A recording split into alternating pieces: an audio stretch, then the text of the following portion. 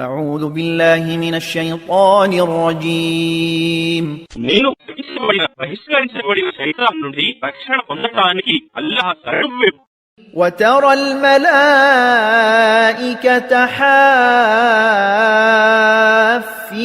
من حول العرش يسبحون بحمد ربهم وقضي بينهم بالحق وقيل الحمد لله رب العالمين.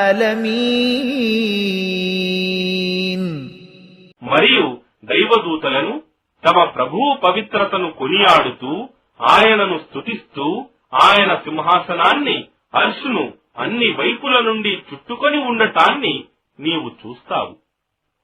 మరియు వారి సర్వ ప్రాణుల మధ్య న్యాయంగా తీర్పు చేయబడుతుంది. మరియు సర్వస్తోత్రాలకు అర్హుడైన అల్లాహ్యే సమస్త లోకాలకు ప్రభువు అని పలుకబడుతుంది.